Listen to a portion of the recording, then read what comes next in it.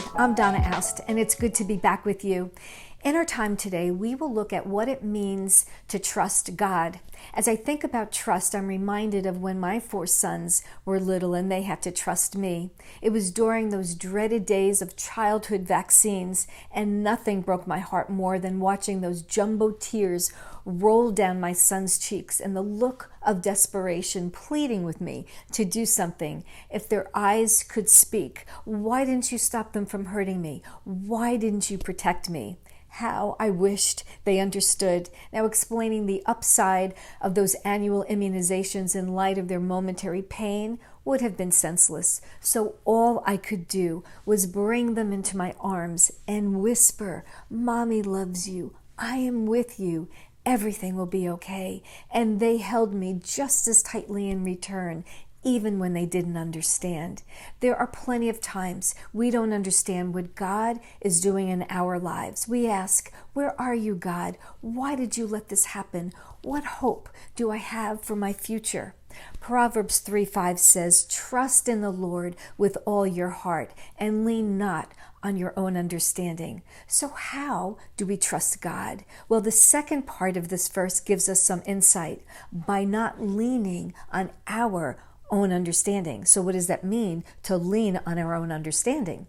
When our expectations about God, the things we expect Him to do or not do, fail to line up with the reality of our lives, we begin to lose hope.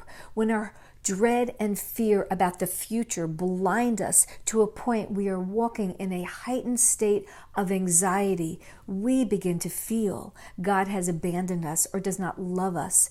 These are just feelings, and our feelings can deceive us. And when they become the barometer of what we believe is true, we are leaning on our own understanding.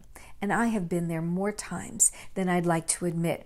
So what is the alternative? Well, the Bible tells us that God's thoughts are not our thoughts and His ways are not our ways. So we may not always understand what God is doing in our lives, but what we do know is that God is good. He loves us. He is for us, not against us. And He has a purpose not only for our lives, but for our pain and suffering. Whatever pain that is, the Bible tells us it can be used for our ultimate good and the good of others, our growth, our protection, and even our joy. And it is often used to open the hearts of those who don't know God and challenge the hearts of those who do.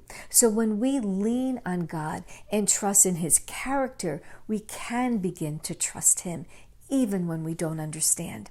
When Jesus hung on the cross and cried out that verse from Psalm 22, my God, why have you forsaken me?" Jesus never wavered in trusting His Father despite what He felt during those dark, agonizing moments. How do we know this? Because Jesus would have known all of Psalm 22 in its entirety.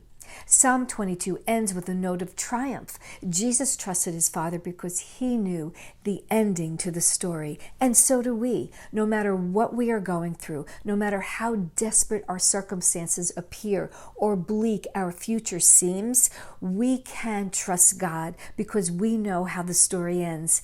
In the midst of Jesus' agony, He knew God loved him, that God was for him, that God had a plan and purpose for his life, and that the brutal cost of His suffering and death would culminate in His resurrection and in our redemption and resurrection if we place our trust in Him.